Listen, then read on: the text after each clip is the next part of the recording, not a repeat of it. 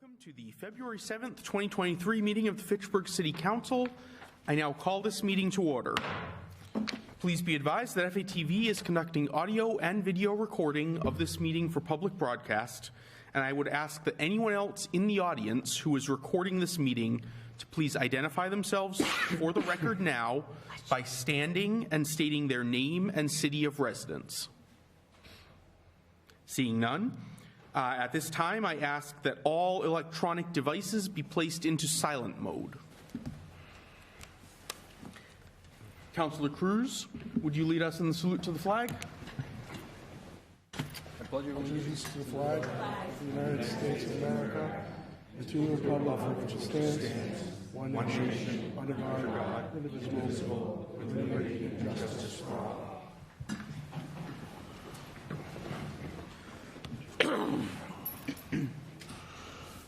The public had been advised to contact the city clerk's office. No, actually, I'm sorry. Madam Clerk, would you please call the roll? I would happily call the roll. Councillor Cruz. Here. Councillor Di Natale. Here. Councillor Fleming. Present remotely. Councillor Green. Here. Councillor Schultz. Here. Councillor Squire. Present remotely. Councillor Van Hassinger. Here. President Zarella. Here. Councillor Boschman. Present remotely. Councillor Kuchar. Here. Councillor Cragen. Here. We have 11 members present. Thank you very much. Now, the public had been advised to contact the clerk's office regarding any comments of no more than 2 minutes. At this time, one remote comment was brought to our attention, but I see the individual here in the audience, so I'll move on to the in-person public forum. Councillor Green. Yes, I would just like to take a moment and pause for condolences for the family of our Fitchburg firefighter, Marty Kukala, who passed away. So I'd just like a moment of silence for that, please.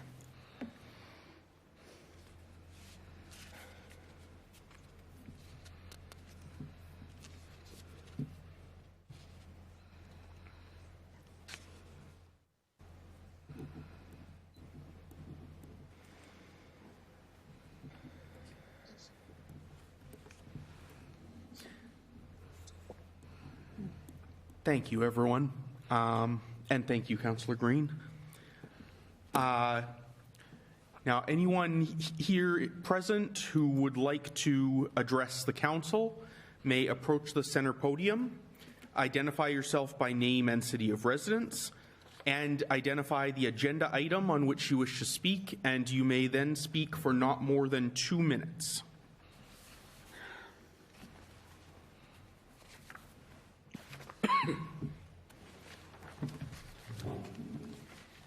Hi, my name is Jessica Jacobson. I'm here to speak on the flag agenda item, the flag ordinance. Dear City Councilors, the flag ordinance on the agenda tonight seems to be a retaliation ordinance brought forth by the same City Councilors that spread hate, misinformation about the last commemorative flag that was flown at Riverfront Park. I want it clearly understood no official organizations were involved in that flag raising, and it was not an anti-LGBTQ plus display, contrary to what the City Councilors are continuing to try to make it. While it is true we don't believe sexuality flags belong in public spaces, we never stated that it should not be allowed. Just that all sexual persuasion should have equal representation. Had there been an official organization involved, there would not only have been named, but they would have been present at the flag raising. As far as your objection to what you label hate emails, you only received emails in response to your hate-filled public post. You publicly threw the first stone, spreading hate and misinformation. You can speak on the agenda item, not on the not on the underlying dispute. It has to do to it. It does not. Please speak only to the proposed ordinance. I can and I did. Ma'am, you may continue to speak on the matter of the ordinance. It is.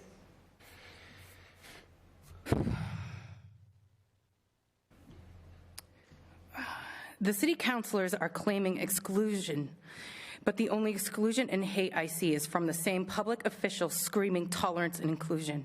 It seems that the tolerance and inclusion only applies as long as it seems fit with what they believe. It is proven diverse but biased ordinance that they are trying to push through here tonight.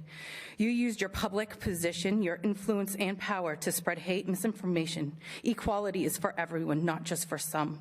This discriminatory policy, the ordinance poorly written and unclear. If passed as written, it holds potential of opening the city to future lawsuits. Please define what other flags might be. Would those other flags be sexual flags? The same potential to inciting the same hate and division surrounding the recent flag raising? Will many of the public officials again choose to break several discrimination policies and laws? Will they choose once again to overreach, telling people pride flag has to represent them, or risk being labeled a bigot hate group? As public officials, you have a legal obligation to uphold the freedom of religion, not strong arm and intimidate the public to conform to their personal beliefs of your specific interpretation of the Bible. I'm going to read a quote from Gilbert Baker, the creator of the Rainbow Pride flag. A rainbow flag is a conscious choice and natural and necessary. The rainbow came from the earliest record of history, a symbol of hope. The book of Genesis, it appears as proof of a covenant between God and all living creatures. While no one is denying the right to feel the rainbow flag represents them, you have no right to demand that someone else feel the flag represents them well. Are these the type of actions you intend to take with this ordinance? No Fitchburg resident or visitor should feel that they must keep silent as a result of fear from public officials that will label them as a bigot, hate member of a hate group that is forcefully intimidation. No one should feel shamed that their family is a traditional nuclear family or their religious beliefs are different than those who feel the Rainbow Pride flag represents. They should be free to express the pride flag does not represent them. Yet, here we are showing that it is exactly what many of you recently and now are asking for more power to do it again. Your actions and this proposed ordinance represents discrimination in a public space that does not reflect equal representation. After the hateful display of our city councilors, they now want to dictate that all flagpoles are an expression of the official sentiment of the city of Fitchburg. The city's flagpoles are not intended to serve as a forum for free expression to the public. Right here, mark it when you're done.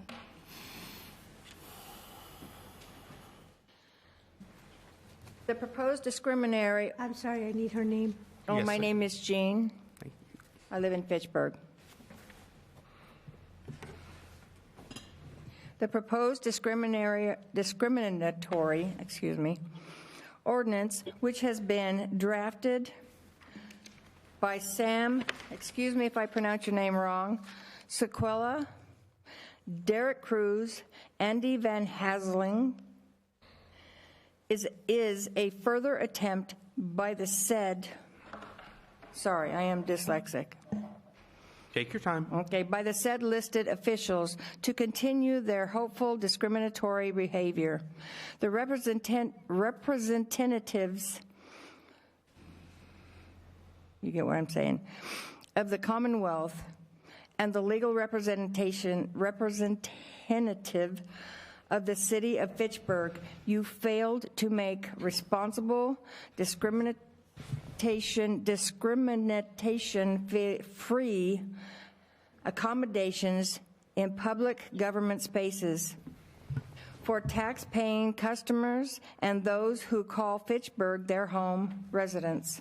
You have penalized the employees, the residents, verbally and publicly by stating that they have different religious beliefs than what the pride flag represents. The previous behavior of the city, of this city council has already proved they are not capable of deciding without prejudice, discrimination, and hate which commemorative flag should fly in the public space of Fitchburg. The city flagpoles are not intended to serve as a form of the free expression of the public officials and their friends' prejudiced mindset. If this ordinance is voted and passed tonight, and if you choose to change the current flag policy to anything other than only voting for the flying of the American flag, the state flag, city flag, POW, MIA flag, we will be filing additional claims of discrimination against the city. The named flag represents everyone without bias. They work because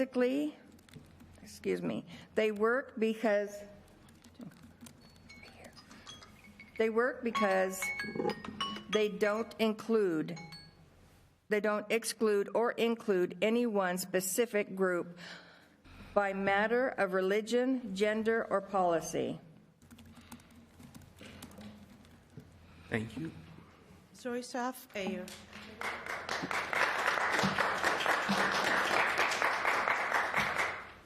If this ordinance is voted and passed tonight, and if you choose to change the current flag Ma'am, policy, can we have your name and city of Zoe residence? Saf Ayer Thank you. mentioned it.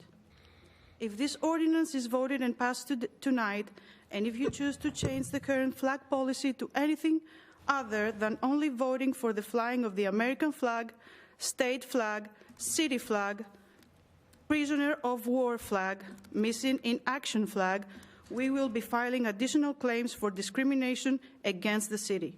The named flags represent everyone without bias. They work because they don't exclude or include any of the specific group by matter of religion, gender, and politics. You have failed to uphold your sworn oath of office. You have chosen to use your political power and authority to spread hate, division, religious discrimination, which completely violates your oath of office. Your discriminatory choice of approval and disapproval of other flags, which has been shown to be inherently exclusionary towards those who have a different belief system than yours. This proves that you, city councilors, are not qualified to make fair decisions in a discrimination-free manner. Voting this policy would be a violation of, including but not limited to, 42 U.S.C. Chapter 21, Subchapter 2, Subsection 200A-1, 42 U.S.C. Subsection 2000A, and retaliation laws. We are here today to speak out against your proposed discriminatory ordinance and to serve you notices of intent to file a claim. Your publicly posted unlawful hate and discriminatory speech has resulted in damage to my name, Jessica Jacobson, and my family by creating a false impression in the minds of many people. It caused then, and it continues to cause, great psychological and emotional distress. The end of your time.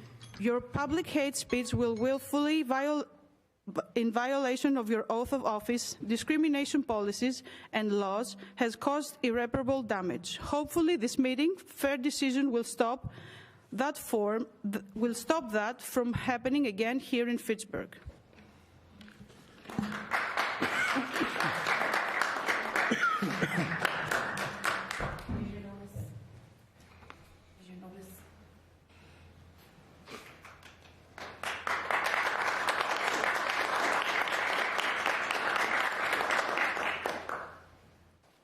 Jacqueline Wetchey, Fitchburg resident, speaking on agenda items number 4, 8, 9, and 10. On number 4, I am pleased to see a Fitchburg resident nominated for the Board of Health.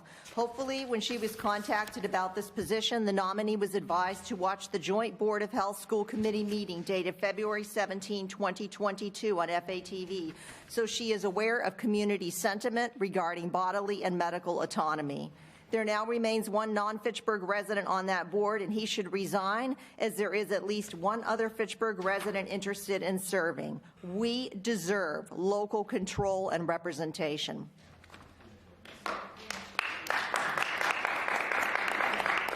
On number 9, 028-23, we're not stupid and we don't need more information on waste disposal. We just need the health department to make waste management do their job. On number 10, 036-23, the Massachusetts state flag contains imagery that glorifies the genocide of Native Americans, and it should not be flown. The fact that the authors of this ordinance allow that racist flag while worrying about the flag Ms. Jacobson flew, which is in no way comparable, shows that they lack the judgment to determine which flag should be flown. On number 8015-23, please vote no on the appropriation. Ask the building department to come back with an amount for a car, not an SUV. With her current high trade-in values, it should be significantly less, maybe even no cost at all. An SUV is a want, not a need.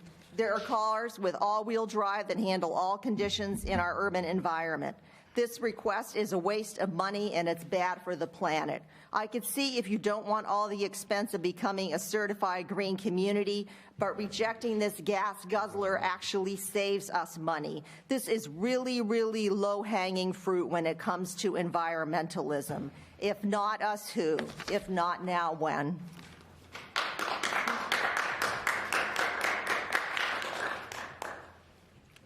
Further public comment? Kyle Smith from McIntyre Road in Fitchburg. I don't see the item on here about the streetlights. Streetlights on McIntyre Road.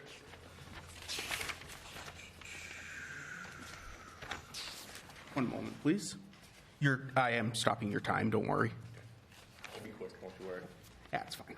Public Works Committee reports. Streetlights on McIntyre Road.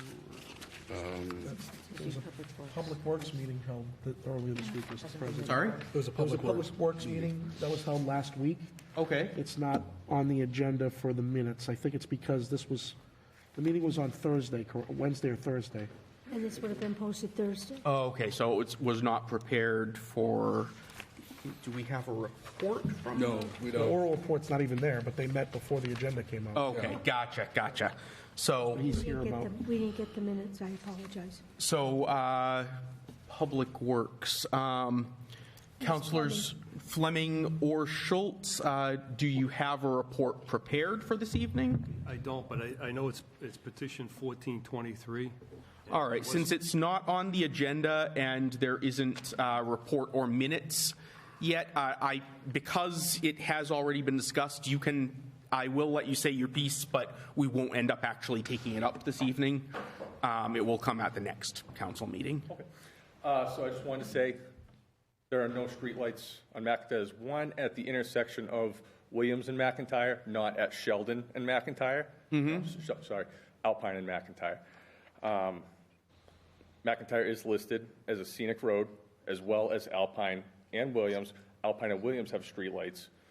McIntyre does not. At 84 and 85 McIntyre Road, there is the steepest incline on the road. Me and my wife were both public servants. We work early mornings, late nights, and our driveway specifically is right there. I can't tell you how many times I've been honked at trying to pull out my driveway. It's unsafe. I mean, there's kids on the street now. It's all new constructions. The poles were put up within the last 3 years, so I do believe it may just be an oversight that lights were never put on any of these poles. That's all I've got. So because we're in public comment, we can't, take additional, but I was just going to say, I'm looking at my notes from the meeting, and that petition was given leave to withdraw at the Public Works Committee meeting. Okay. I would encourage you to either talk to Councilor Schultz after the meeting or contact the DPW to see if maybe it's an oversight and already on the agenda for them to do. I don't know. I wasn't at Public Works, but It's our petition. It's our petition, Councilor Kuchar. okay. I don't know if my ward. Oh, then by all means. I just mentioned Councilor Schultz Yeah, because he was the Public Works Committee looking voted. at Public The Works. Public Works Committee voted unanimously to give it leave to withdraw. So it will be before the council as a report Gotcha. for us to officially accept or deny the recommendation of the committee. Yes, of course. So All right. in 2 weeks So- from today, it will be on our next agenda for a final vote. And then we where will you can discuss also it speak thoroughly. again. Okay. And we'll have more of a discussion then because it's on the agenda. This was because it happened so close to when the agenda was issued that it didn't get on tonight's, but there's a committee report. Yep. Thank you for the information, Counselor. Thank Further public comment? Seeing none, we will proceed with our agenda. Report of the Appointments Committee. Counselor Kuchar. Thank you, Mr. Chairman. We've earlier this evening, the Appointment Committee met. We took up a number of reappointments as well as some new appointments. The first reappointment was to the Planning Board, term to expire January 1st of 2026. Alex Lopez, and that was unanimous. Another reappointment to the Planning Board, term to expire January 1st, 2026. Tracy McGrath, again, that was unanimous. Reappointment to the Planning Board, term to expire January 1st, 2028. Mr. Paul Fontaine, Jr., again, unanimous. Reappointment of the Fitchburg Redevelopment Authority, term to expire July 1st of 2024. That was Mr. Charles Karen, which was unanimous as well. And new appointments to the Trustee of Public Library, term to expire January 12th of 2026. Sabrina Holly Williams. Again, that was unanimous. And two new appointments, two special police officers, Sergeant Michael Turner and Officer Elijah Weiss, and those were unanimous as well. All right, thank you. Councilor Van Hassingen? Point of clarification, was it unanimous to approve? Yes. Okay, thank you. And I know that, Councilor Green, you had a matter you wanted to pull out of this report? We've got a request to actually award the appointments tonight, to swear them in tonight. No, I'm sorry. I talked to you, got a text from you. It was Councilor Van Hassingen had a request to pull one out. So I make a motion to approve all of the committee's report for all appointments with the exception of Mr. Paul Fontaine Jr. for the Planning Board. Second. I have a motion and second to approve the recommendation of the committee on all appointees other than Paul Fontaine Jr. If there is no objection, I will take this by unanimous consent. Seeing none, it is approved.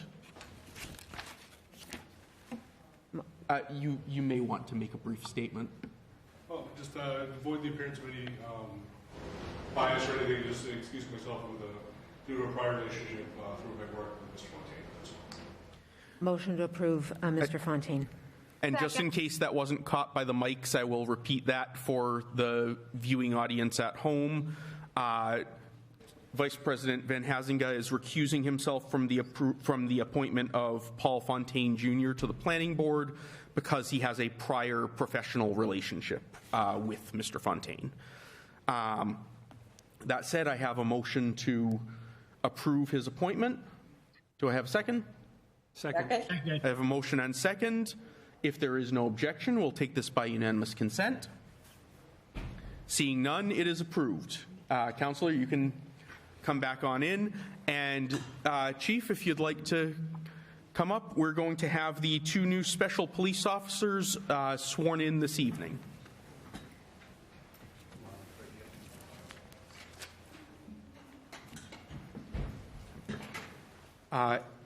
As is typical, I would like to ask that the center of the bench be cleared so that we are not photobombing any pictures that the new special police officers would like to have their families take.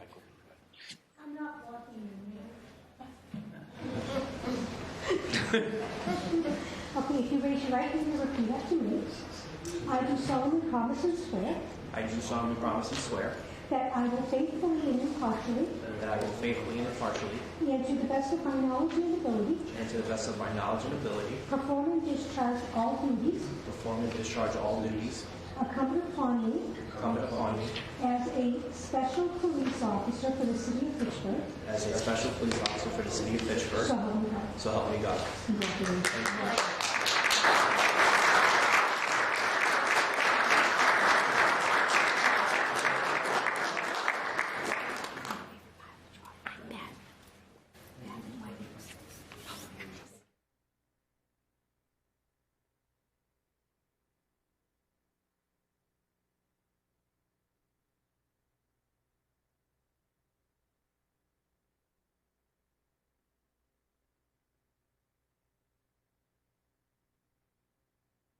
aboard.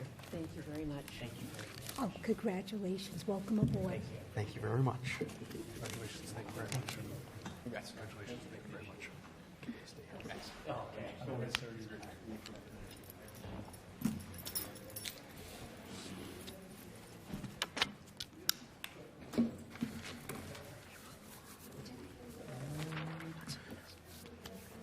We will now have a report of the Committee on Records. Councilor Cruz.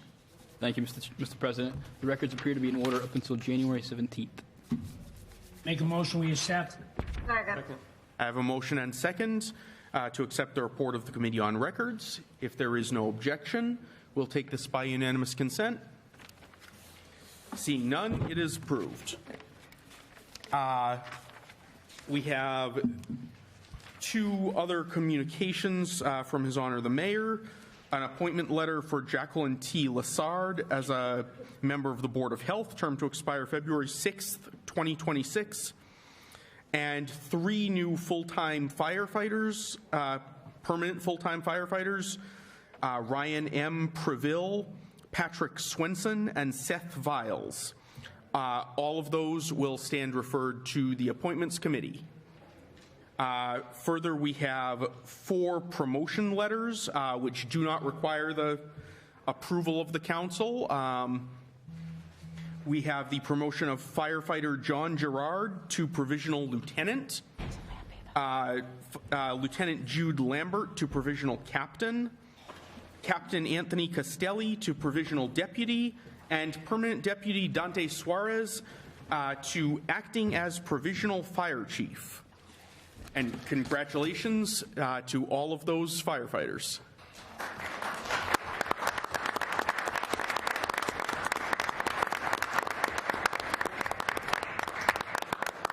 Those promotion letters will be placed on file with the clerk's office. We have the American Rescue Plan Act budget, which will be referred to the Finance Committee. We have a further communication of the appointment of Mr. Peter Delorme as Inspector of Weights and Measures for the City of Fitchburg in accordance with Chapter 49 of the Fitchburg City Code. This also is a mayoral appointment alone and does not require council action, but will be placed on file with the city clerk. And then there is our own appointment of the Assistant City Clerk's position. We have here in the audience Ms. Betsy McNiff, who is nominated for the position of Assistant City Clerk. That will also stand referred to appointments. We have the annual report of the Montechusett Regional Vocational Technical High School for the year 2022, which will be placed on file in the clerk's office. And then we have the report of the City Property Committee. Councillor Cragen. City Property. Excuse me, Councillor Boschman? Yeah, I was wondering if we can take these one at a time. 277-22 first. Let's let Councillor Cragen give the report, and then we can decide which, how to vote it. All right. Okay, just pulling this up. I just sent it off to our clerk.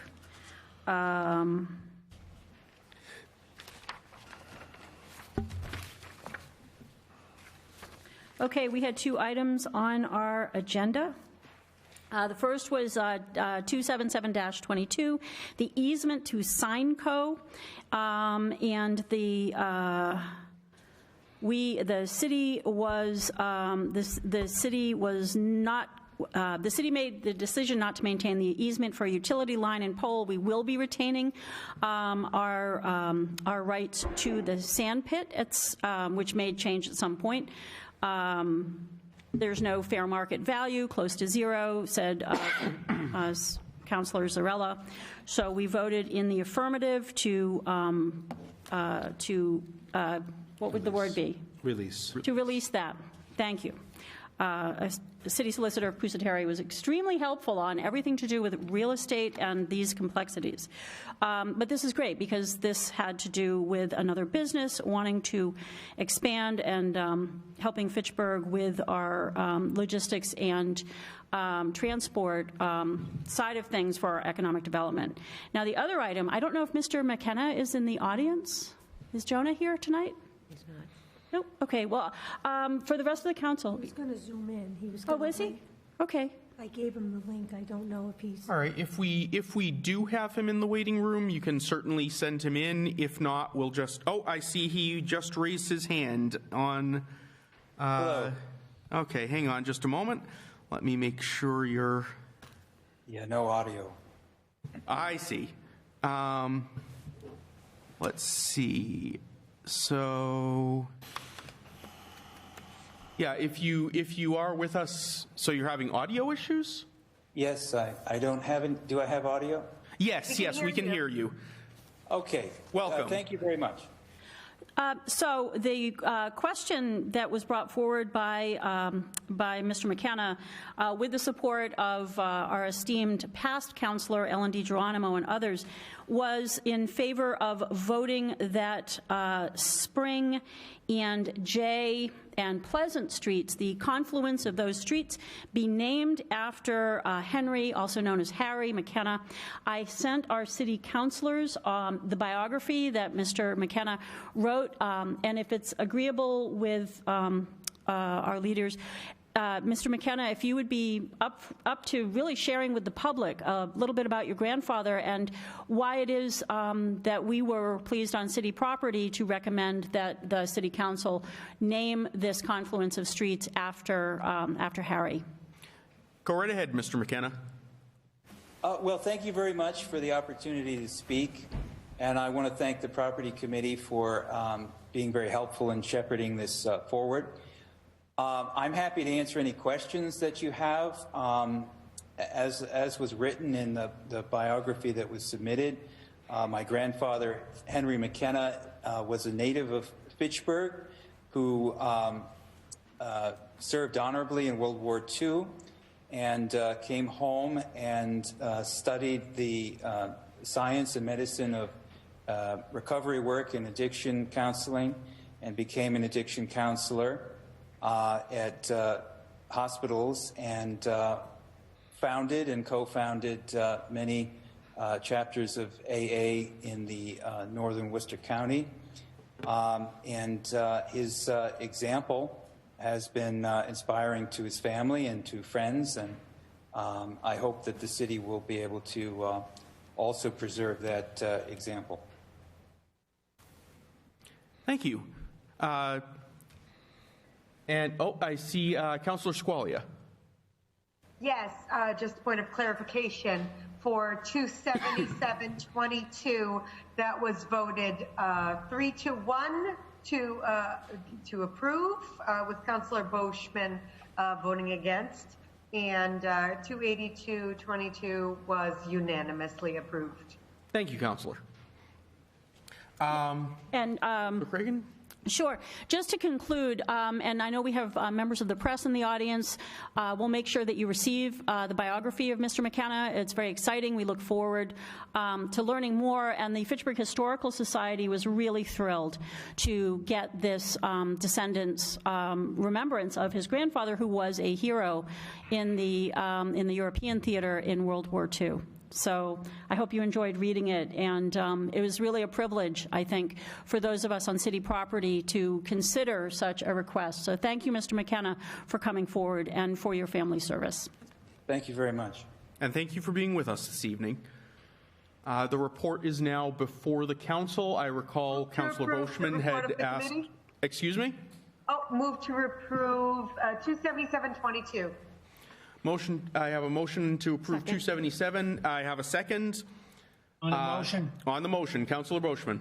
The reason why I voted a no on that, I think, Council President, you were there at the meeting, if I'm not mistaken. I was. I feel that the city should be working harder to try to get a piece of road going through the sand pit into the Amazon place to alleviate a lot of the traffic going on Interville Road from this project that's going in down there. And I think it would help Beamish Road and the area around there if we can put a road in there. I think the mayor should be working with the owners of that property in the middle so they can cap it and have a road go through there. That's why I voted against releasing the right-of-way. I have no problem with new business coming in. I want to make that very clear. But I'm also worried about the Beamish Road and Interville Road and the traffic that it's going to bring in. And I don't think it's fair to the people down there or the businesses and even John Fitch Highway. So I think we should be addressing that issue instead of saying, let's wait and see what happens. Okay, thank you. That's all I have to say. I yield the floor. Thank you. Councillor Van Hazinga. Thank you, Mr. President. So the purpose of this petition is to release an easement over a piece of land that is not being used by the city, and I don't believe ever actually was. It was for a possible facility that was going to be built on that property, but it wasn't used. There is a large development going to be, is planning to go in there. Whether or not this easement is released won't prevent the development from coming in, but what it will do is allow the driveway to be moved further away from a bridge in a blind corner to improve public safety.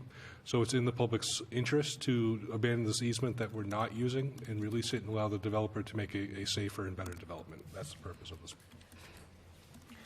Thank you. And I'd further like to add, as I did note at the city property meeting, it is likely, I don't want to say more than I've researched, but from my recollection of easements, it's very likely that if the owners really wanted to get this easement determined to be abandoned and extinguish it, they probably could do so. So this is just doing this the smooth, easy, cooperative way instead of the take us to court way. And the value of the easement to the city is nil. So that said, all in favor? Aye. Aye. Aye. In opposition? Aye. Or nay? So one in opposition, motion passes. Motion to accept 28222. Second. Second. I have a motion and second to accept 28222. Speaking on the motion, Councillor Schultz. I read the biography that Councillor Cragen offered, and the guy was a hero, and he definitely deserves this recognition, I believe. So I would be voting in favor of it. Thank you, and I would certainly concur. He was a hero in war and a hero after he came back. Very impressive man with a very impressive history, and if we can honor him and let people know that this is something that a resident of Fitchburg did, that a resident of Fitchburg served in these capacities, then we should. That being said, anyone else on the motion? All in favor? Aye. Aye. In opposition? It is unanimous. Nice. All right. Report of the Finance Committee. Councillor Gintali.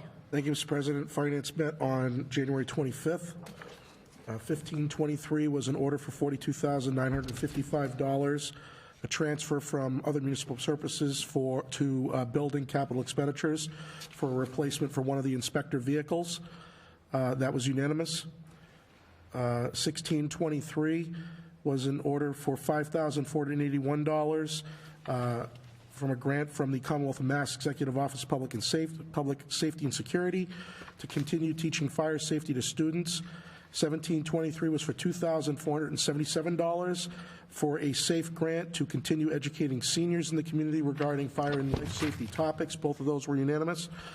1823 was for $60,530.07 to accept a grant from the Mass Executive Office of Public Safety and Security to support domestic violence advocate position within the police department. Unanimous.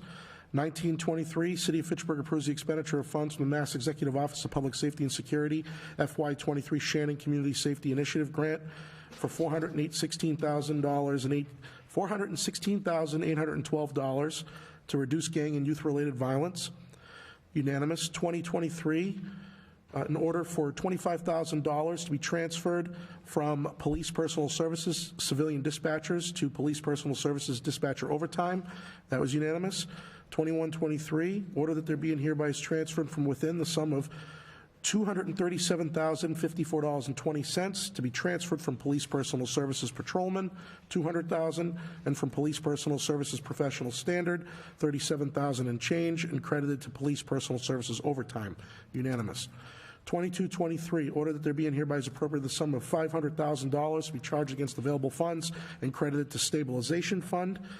This was the first tranche of investment in the stabilization fund in anticipation of payment on the debt for the Crocker Elementary School and library renovation project.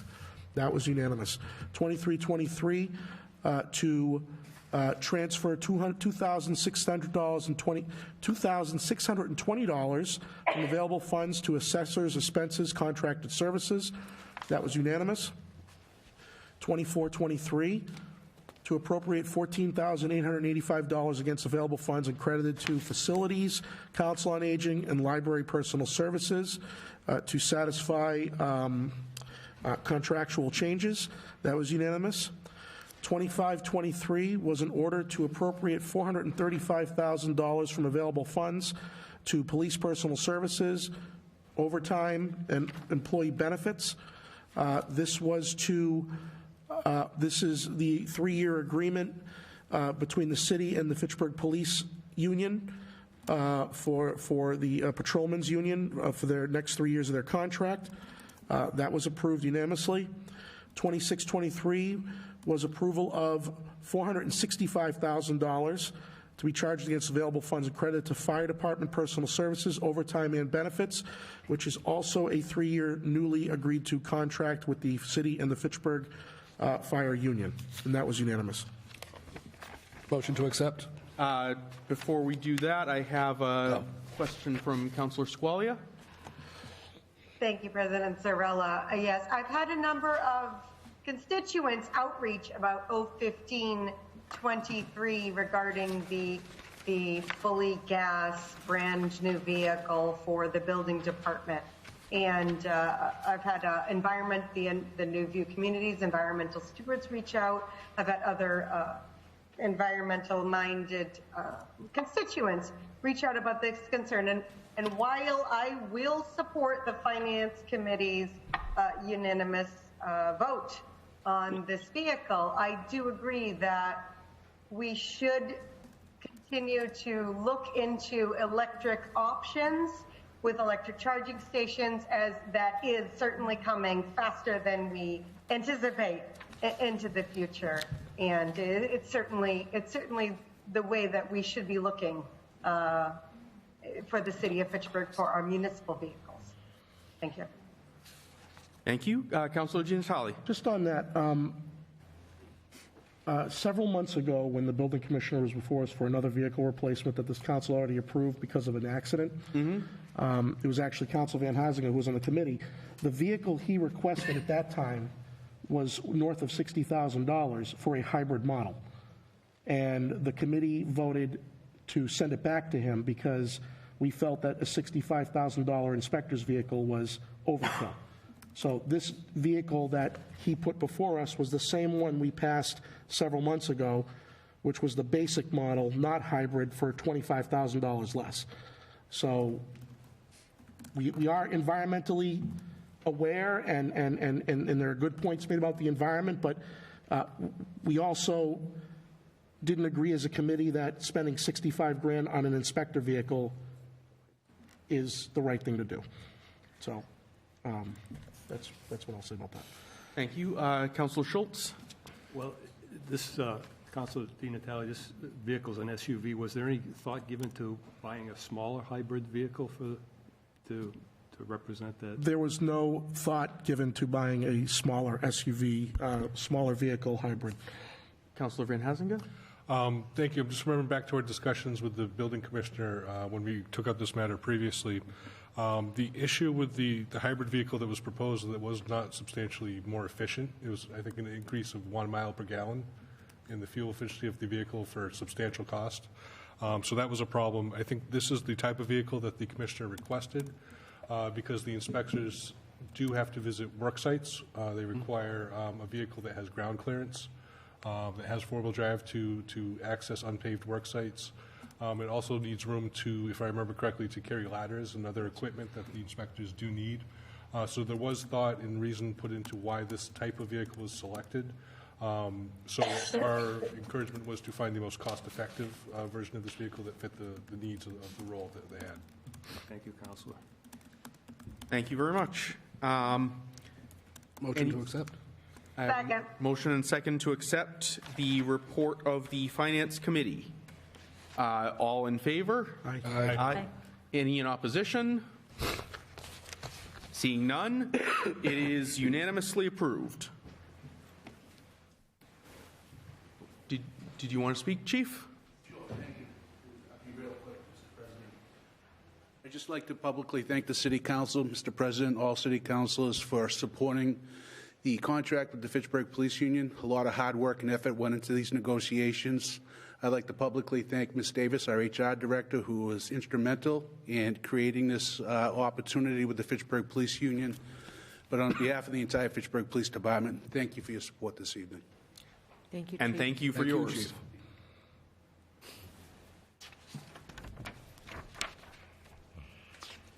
Chief Suarez? Good evening, Councilors. As Chief Martineau said, I want to thank everybody here, thank the union also. This is my first contract negotiations, and with the help of Human Resources, Susan Davis, the Mayor's office, I thought it went extremely smoothly.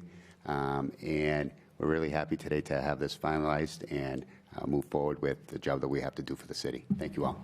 Thank you. Thank you, Chief. All right. Report of the Public Safety Committee. Councilor Green. Yes, thank you. This evening we met and took up 3 items. 24422, Councilor Derek Cruz, on behalf of Tyrone Tynes, resident of Clyde Street, requested the City of Fitchburg implement either no parking from here to corner or no parking signs at the corner of Hancock and Summer Street. That petition was given leave to withdraw. The explanation under the chief's authority and to the direction of the DPW, signs will be installed 20 feet from the corner. Item 25622, PCM Auto Repair and Sales Incorporated to petition for a Class 2 dealer's license located at 33 Pritchard Street. This is being held until the application is complete. There were many items that were not provided for us, so we could not move forward with granting that license. 28322, Union Auto Repair to petition for a Class 2 dealer's license located at 232 River Street, and that was granted. Move to accept the report. Second. I have a motion and second to accept. If there is no objection, then we'll take this by unanimous consent. Seeing none, it is approved. Next, we have several orders to forward to Finance. I'm going to ask that we waive the reading and send them to Finance by unanimous consent, other than 03523. Is there any objection? Seeing none, those will stand. We'll waive the reading, and those will stand referred to Finance. 03523, I have a request for suspension of the rules. Move to suspend the rules for 3523. Second. I have a motion and second to suspend the rules to bring 3523 before us without the committee process. Madam Clerk, would you please call the roll for a 2/3 majority? Councilor Cruz? Yes. Councilor Di Natale? Yes. Councilor Fleming? Yes. Councilor Green? Yes. Councilor Schultz? Yes. Councilor Squire? Aye. Councilor Van Hazinger? Yes. President Zarella? Yes. Councilor Bolsherman? Yes. Councilor Kuchar? Yes. And Councilor Cragen? Yes. 11 have it, sir. Thank you. So the matter is now before the council. Do we have someone addressing the council on this matter? Mr. Roach? Motion to approve. Oh. Do you want to take care of it? Come right on up. Byron Woodman. Certainly, you can come up and sit at the table if you'd like, or one of you can take the table and the other the podium, as you see fit. Thank you. Jeremy Roach, Director of Finance and Operations, Fitchburg Public Schools. And Byron Woodman with Select Energy. So we appreciate the opportunity to be here tonight. We are looking to expand the solar footprint in the Fitchburg Public Schools, in particular at Fitchburg High School. As you can see at Longjo, that's about ready to be activated very soon. And the Fitchburg High School Canopy Project would commence, we hope, in the summer of this year, of 2023. Which would be a canopy structure project in the two main parking lots at Fitchburg High School. So Byron knows a lot of the details about how much kilowatt savings that would amount to for the Fitchburg Public Schools, City of Fitchburg, but it would certainly be a significant investment in green energy and would reduce carbon footprints and certainly constitute a pretty massive savings overall. So that's our request. Any questions from the council? Councilor Van Hazinga? So in the information we were provided, you had some estimates about cost savings over the course of or per year and over the course of the agreement. I was just wondering if this factors in the city's move towards an aggregation agreement that will alter the price of electricity that customers in the city are going to pay? Yeah, I know that was a discussion with some recent, especially Crocker, the new Crocker Elementary project. But best estimates, and I can certainly defer to Byron, who's certainly more knowledgeable about some of those things than I am, but best estimates are approximately $1.4 million over the term. I don't know if you heard that, $1.4 million over the course of the term, based on current kilowatt hour rates versus what the savings would be equated to over the course of the 20-plus year lease. Sure. So I'm not sure that I totally heard the question, but in terms of forecasting the savings, we're taking a look at what the current high school is paying now and what it will be projected to pay by the time the system comes online. Mm-hmm. And the savings are realized between our price, power purchase agreement price, to the high school versus what they would be receiving energy for from the default utility. And this is through the Power Options Program, which is the public consortium for energy procurement for the city. So our modeling has been consistent and based on the supply rates from that, and then we essentially take the generation from those two canopies, which is about 706 kW, and that generation over a 25-year term, and that's how you calculate the savings. So in year one, we're looking at savings right around $21,500, and then it escalates. We project a 2% escalation for the remaining 25 years. The reality is that oftentimes you see a spike like you had this last year, and then it will plateau and a spike, so it may not be an even 2% escalation, but based on historical data, that's what we typically look at in the Commonwealth. So is the school buying power directly from these? Yeah. So the energy that comes from the system would supersede what you're buying from the grid. Okay. So then, even in addition to the difference in price, we're not paying the distribution charges through Unitil to get it to the school since it's on site. Is that correct? I'm sorry, my hearing is not great. So right now, when the school buys power from Unitil, we buy the power and we also pay distribution charges to get it to the school, just like every other customer. Yeah. So on the bill, that's a good question. So on the bill, there's demand charges and also transmission and distribution. So we would be offsetting the charges that are sold on a per kilowatt hour basis. The demand, we will likely be reducing demand, but because we can't forecast the generation, because solar is intermittent, there will be a demand, we just don't forecast it. So the savings that you would see would be transmission, distribution, and supply related. Okay. And it's about 47% of the building's overall usage. So it's a good amount that's going to be generated right on site supplying the high school, which is exciting. You couldn't build it big enough to get 100%? There's a new roof that's hopefully in the future. I think the secondary plan is to then install solar on the roof at Fitchburg High, which would then get to, if not 100%, close to it.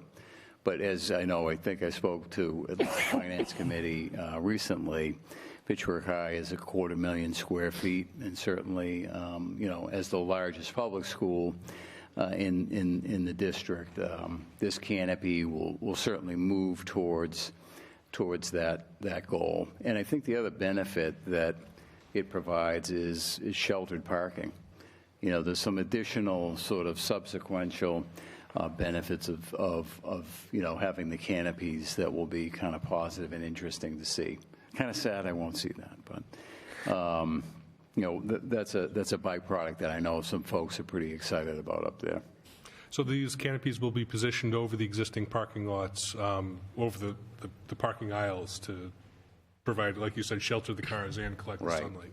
Yeah, there's a decent amount of examples of, especially newer schools. I've seen like South Community High School in Worcester is a relatively new building. They have solar canopies, I think. I've seen up at the Gardner Hospital across from Mount Wachusett Community College, they have a similar system there. I've seen a few others, but those are the two that come to most come to mind. Fuller and Brophy School and in Framingham have new canopies there as well too. So. And it shouldn't reduce the number of spots tremendously. There is space now, even in the last years that I was there, and even visiting up, you know, throughout the weeks of this school year. There's always spaces available in those lots, it appears, you know, so I think it's not going to reduce spots enough where there's going to be an impact to you know, the teachers or the students who do drive to the school. All right. Thank you very much. Thank you. Councillor Green? Yes. Which parking lots specifically are the canopies going on? On all the parking in both areas of the parking behind the school and then beside the school? Yeah, exactly. So the side lot, which you know, as you first come into the campus, and then behind the school as well. I think not the entire area at first behind the school. Byron, you can speak to that. No, but it is if you're looking at the high school from Google Earth or from a map, it would be to the northeast and the northwest. Those two lots. Yeah. Okay, and only because at times I enjoy playing devil's advocate. What's the process going to be when the snow slides off the canopies? Where is that going to land? And then is that going to impact snow plowing or snow blowing? And the second part of that, I know Longjo is having a problem with the snow sliding off of Longjo and now ending up on the sidewalk. And I will tell you from experience, when that snow hits, it compresses and it gets very hard to move. So what's the plan being proactive to mitigate that? So there's two ways to manage the snow. And in terms of Longjo, they are putting snow guards up there. And so there are snow guards, but they were not large enough for the snow, so they're being updated. So that's the Longjo system. I believe tomorrow, in fact. Yeah. In terms of the canopies, there's two ways to do it. One is with snow guards as well, but the other way that we found is really effective is to have what's called a dual tilt. So you have two panels essentially leaning back towards the structure and 6 panels up. So it's almost like a V, with one angle of the V being a little bit longer than the other side. So when the snow comes down, rather than coming off, it actually accumulates in the V itself, and that prevents it from, you know, sliding off. And then the panels, these systems are not like watertight, so either the precipitation or the water will melt and come down kind of in that V area. But that's how it's managed. So you're not going to have a big slide coming off the array. Okay, and I know that we've got a big front-end loader that goes up there and does a lot of the snow removal and snow plowing, for lack of a better word. are they going to be able to get under this canopy, or how is that handled when we have snowing, blowing wind that accumulates that is going to maybe be problematic on the ground? The canopies are high enough. They're like highway bridge height. So if a vehicle could go under a highway bridge, you'd be fine to have them to do the lot. I have seen very large tractors that may exceed that height, but typically most plowing vehicles that would be able to travel on a highway road would be fine to go under the canopies. All right, thank you. I'm looking forward to seeing the project through its fruition. Thank you. Thank you. Thank you. Councilor Schultz. Just listening to the discussion, I was wondering how many parking spaces were going to be lost in the parking lots, and also with that configuration, Brian, you just described with the snow coming to the middle, how sturdy are those canopies? Are they going to be able to withstand heavy snow? Yeah, so we haven't had much this year, but right. Who knows? Yeah. No, these are incredibly sturdy canopies, and yes, they have they're built to withstand the snow loads. I forgot what your first question was. First question was about how many parking spaces are going to be. Oh, okay. So in terms of the parking spaces, essentially you have a pier. There's a little rise concrete, and it's typically on the corner of the parking spot. So we're not expecting to actually lose probably any parking areas, but a couple of the parking areas might have some of those, concrete columns at the front. So they might be a little bit narrower in the front, but typically we're not expecting to lose any spots. Okay, thank you. But I will say that. Right now, so we've gone through, we've received utility approval, we've received DOER's solar incentives approval, which are two huge milestones. We've done the initial geotech and have all that in-house to determine the types of footings we use. Once we go, assuming approval, then would go to the zoning board, and so part of the final design depends, is informed on the conversation with the zoning board. So the actual location of the piles may be subject to final. Subject to change, then. Subject to change, so that's just. I would just add to, sorry. Oh, go ahead. Well, I know referencing the recent snow on the installation at Long Show.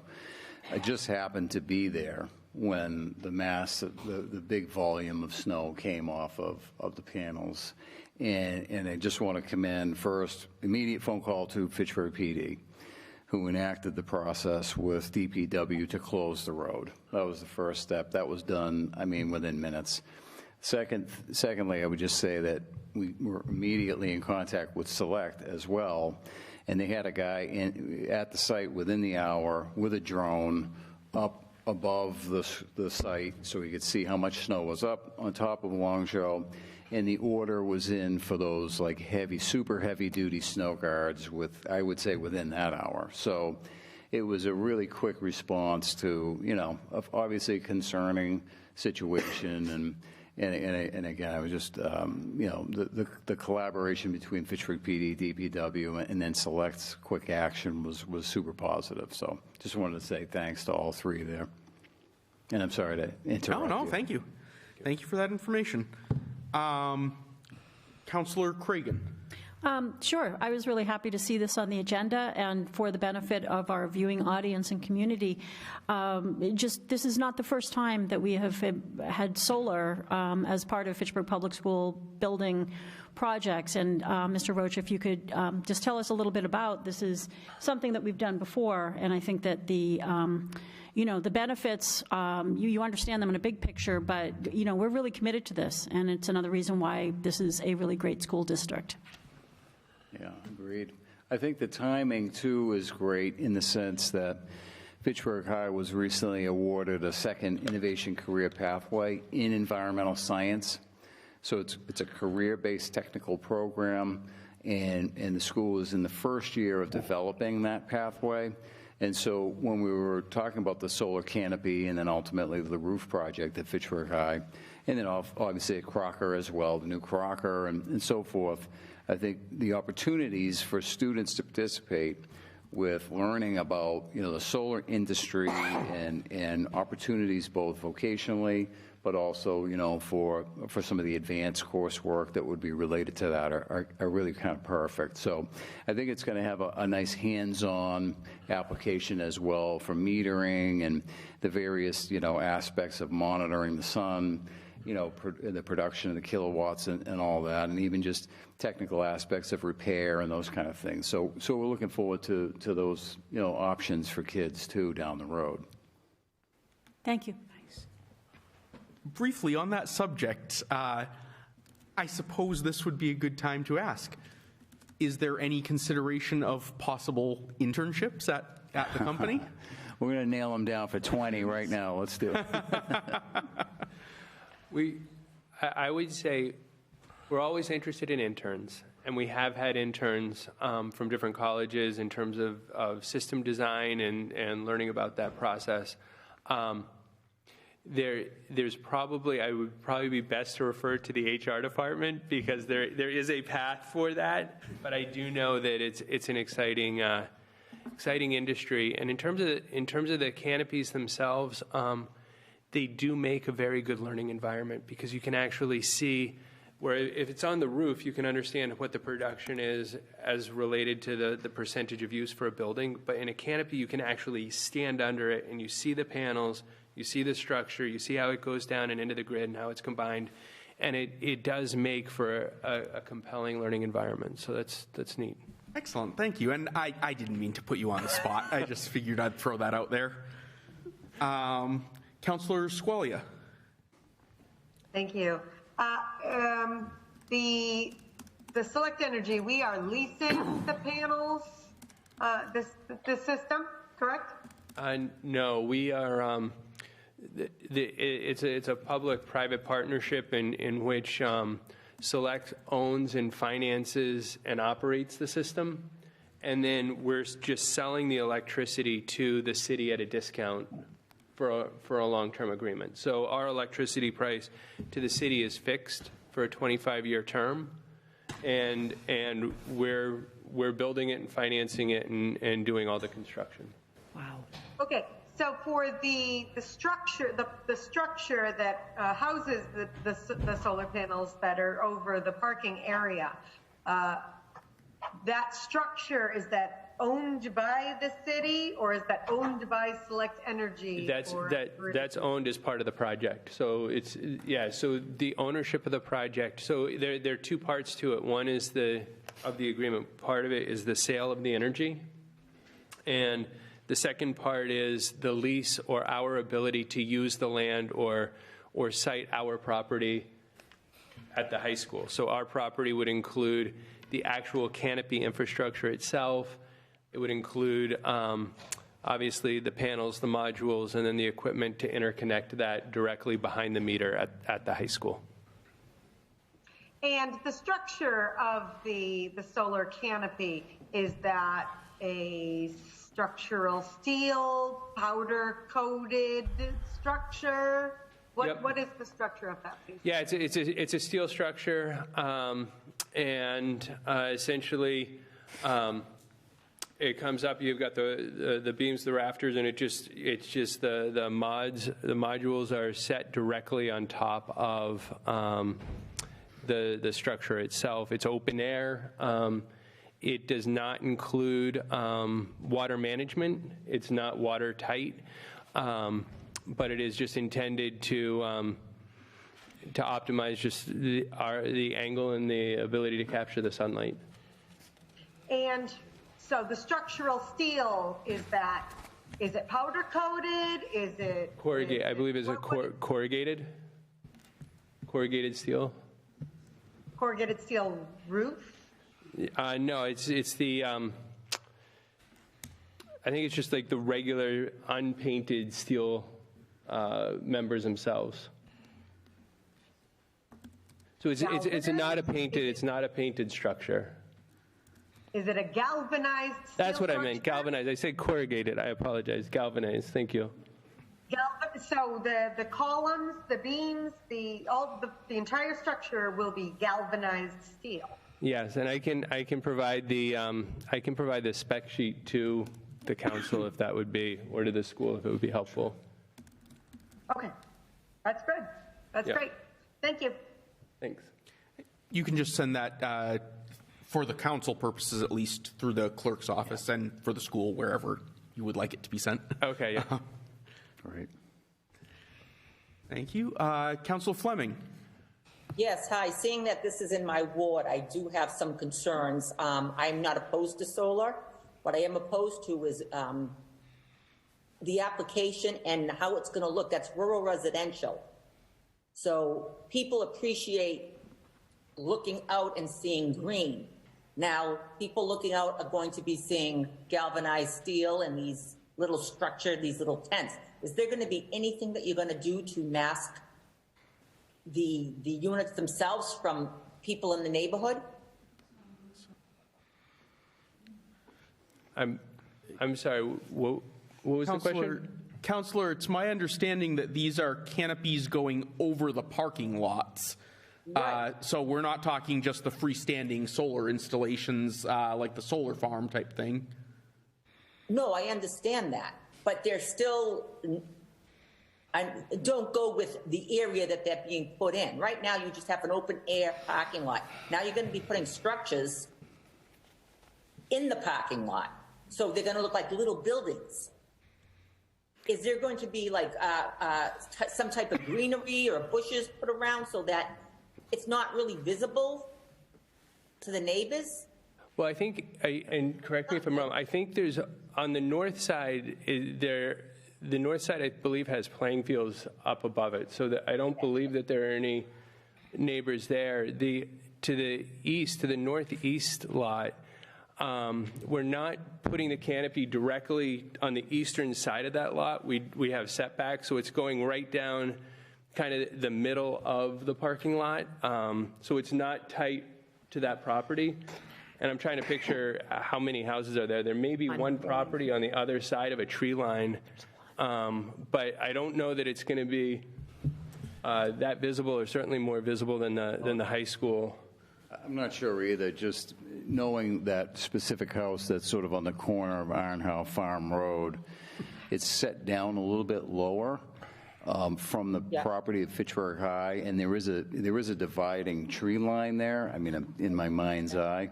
And I understand your concern and question for sure, but I don't know if it would be visible from any residential property in that neighborhood, because again, the other Ironhouse Farm house to the right as you come out of Fitchburg High's property would be I think too far away and over a little knoll, in fact.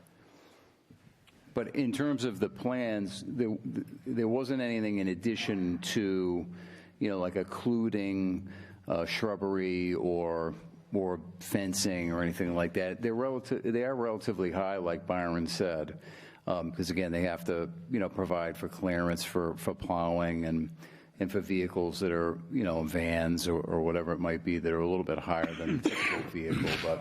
But I don't recall that in the plans, no. The panels do not angle towards that house. They angle, we try to get the panels angled to the south. So where that house is located, the panels would actually be facing away from that property. All right, I probably have to come to the other meetings to see what's proposed, because there's so many different type of canopies. I was just looking at them, and I guess understanding specifically what yours is going to look like may be the issue or may not be an issue. Mm-hmm. So, but I'm not against the solar. I understand it. I have it on my own house. It's just the type of area it is. You don't want to change that landscape to sort of industrial looking structures. That's all. Yep, fair enough. Can I perhaps suggest that when you send the specs through, if you have pictures of other installations of this sort that you've done? Sure. Maybe that would be helpful to the councilor's concerns? Sure. Thank you. Thank you. Councilor Schultz for the second time. Thank you, Councilor Zarella. I was just wondering, Mr. Roach, were any other options explored to achieve these savings? I guess I'm looking at a 25-year term, long time. We don't own anything there. It's we're involved with this company. Sure.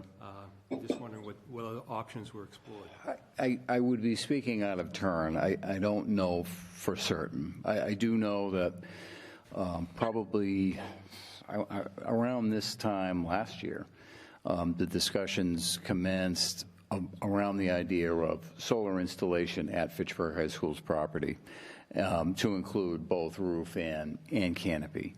In terms of other options around solar, like purchasing outright or other, I'm not even sure what other options there would be beyond that and leasing really, but I can't say. I can talk to my predecessor a little bit and see if he has any information. But my first recollections of the conversation, though, again, were probably about a year ago, maybe a little bit longer, and they were about the idea of this type of power purchase agreement, starting with the canopy and then moving to the roof, in time, and probably about an additional year. So that said, I'll look into that and try to find out.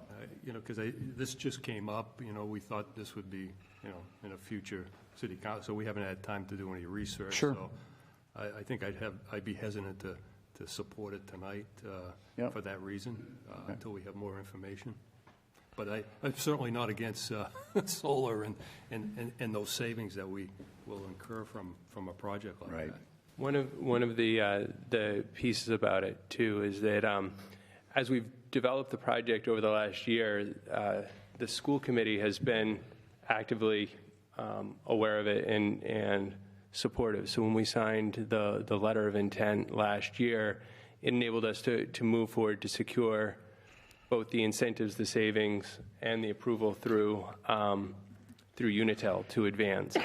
But the economics are predicated on being able to have the project, up and mobile as soon as possible. So when the school committee approved it right at the end of last year, we were trying to obviously be on the earlier council meeting to be able to go to the zoning board and then be able to procure the equipment for the install. So, thank you. Further questions or comments from council? Do I have a motion? Motion to approve. Second. I have a motion and second to approve. Speaking on the motion, all in favor? Aye. Aye. Opposed? We have 2 in opposition. Oh, 3 in opposition. Who was the third? I apologize. Councilors Schultz, Di Natale, and Fleming. Fleming. Okay, thank you. Motion passes. Thank you very much, and we'll get that information over as soon as possible. Thank you very much for the time. Have a great night. Next, we have an ordinance in final reading, 02723. An ordinance, section 3-160, entitled Establishment Composition, under Article 17, Insurance Commission of the City Code, shall be amended by striking the words "the Superintendent of Public Buildings" and inserting in its place "the Director of Facilities." Reference petition 105-22. It will then, so the current reading, if approved, would be, there shall be an insurance commission, the membership of which shall consist of the following: city auditor, director of facilities, and the chair of the Board of Assessors. Move to send 02723 through its final reading, enrolled, ordained, and advertised. Second. I have a motion and second. Madam Clerk, would you please call the roll? Councilor Cruz? Yes. Councilor Di Natale? Yes. Councilor Fleming? Yes. Councilor Green? Yes. Councilor Schultz? Yes. Councilor Squire? Aye. Councilor Van Hassinger? Yes. President Zarella? Yes. Councilor Boschman? Yes. Councilor Kuchar? Yes. And Councilor Cragan? Yes. It passes 11 yes. Thank you very much. We have 2 ordinances being referred to the Legislative Affairs Committee. 03623, an ordinance that the attached be added as Chapter 3-19 to the Fitchburg City Code with following sections renumbered accordingly. This is on the commemorative flags. And 04023, an ordinance that Chapter 44, Section 10 of the Code of the City of Fitchburg, as most recently amended, shall be amended by striking, where applicable, the current rates for temporary seasonal employees, and inserting in its place the attached table of wage rates to be in compliance with minimum wage laws. Both of those stand referred to the Legislative Affairs Committee. I'm sorry, Ms. Davis? Is there? I just was thinking that would go, that 4023 would go to finance, not to legislative. Because it's an ordinance change, it'll end up going to legislative, but it could go to finance as well, in theory. What typically happens is the ordinance will come first through legislative affairs for the law change. And if there is a financial impact once the ordinance is approved, that finance order would go to finance. So it's legislative affairs first, and then finance if it requires a finance order. If it doesn't, then it just goes to legislative affairs. Yep. Thank you. I'm sure there were other people who would have wondered that. All right, so those stand referred to Legislative Affairs, and the Legislative Affairs Committee meeting will be scheduled and posted in the coming weeks. Then we have 2 Public Works petitions. Councillor Bernie Schultz and Anthony Velarde of 229 Rollstone Street to request continuation of sidewalk paving on Rollstone from the corner of Charles Street and Rollstone to Kimball Street. And 03823, Councillor Andy Van Hazinga to repair approximately 6 feet of plow-damaged berm at 201 Scott Road. And those both stand referred to Public Works. That concludes our agenda items. We do have some announcements this evening. Councillor Squalia, yes? Yes, just to note for the 201 Scott Road 03823, I asked Councillor Van Hazinga to put in this petition as this is my neighbor. However, so I let the city clerk know that this is my neighbor, but that I don't, it was suggested that I don't need to recuse myself as this is no financial impact to me, but that it was best that that our ward councillor put this in. Thank you very much. Now, announcements. The next meeting of the Widowed Helping Widowed Support Group will take place on Thursday, February 9th, 2023 from 4 until 5:30 p.m. in room 203 at the Fitchburg State University Recreation Center, 130 North Street. Kelly Lynn and Bernie Schultz will co-facilitate. Ward 1 City Councilor Bernie Schultz is hosting a Ward 1 community meeting on Monday, February 13th, 2023 at 6:30 p.m. here in the Legislative Building, 700 Main Street. I, myself, President Zarella, and DPW Commissioner Nick Erickson will make presentations and then answer questions following their presentations. Wednesday, February 15th, 7 p.m., there is stand-up comedy with Stratton players, followed by Stratton's annual holiday party and Yankee Swap. Join area comedian Jerry Caruso as he welcomes members of Stratton Players and community who will debut stand-up comedy routines. This is at Thirsty Robot Brewing Company, 265 Summer Street in Fitchburg, and the entrance is in the back of the building. The snow day is Friday, February 15th. I'm sorry, that must be Friday 17th. February 17th, if Wednesday is the 15th. It is free, all are invited. The British American Club We'll have a pasta and meatball dinner Sunday, February 19th, 1 to 4 p.m. or until sold out. There is a vegetarian option available. Tickets are on sale at the club, 1 Simons Road, and they are $10 a ticket. And lastly, I would like to remind my fellow councillors, please provide to the clerk any recommendations or proposals for changes to our council rules by Wednesday, February 15th, end of day, so that we can take those up at the following meeting. Mr. President, Councillor Brochman?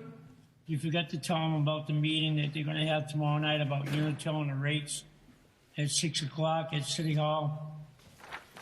Do I have? Sorry? The electrical aggregation is information. Oh, yes, thank you. I did not have that in front of me, but tomorrow, 6 o'clock, City Hall, there will be an informational meeting on the electrical aggregation program that Fitchburg is beginning. If you have further information, Councillor, go ahead. Just for those who can't make it or didn't make the last one either, FATV.org has the full video of the first meeting for people to watch at home if they can't make either one. Excellent, thank you. Is that the windmill thing? There's a wind thing? No, this is electrical aggregation has to do, I don't know all the details myself, to be honest, but it has to do with what suppliers we get our energy from and basically trying to reduce our electricity rates. I just got something in the mail on that. That may be the same thing. And when I talked to them, it has to do with the power, the wind. Yeah, turbine wind thing. Motion to adjourn. I have a motion and second to adjourn. If there is no objection, we are adjourned.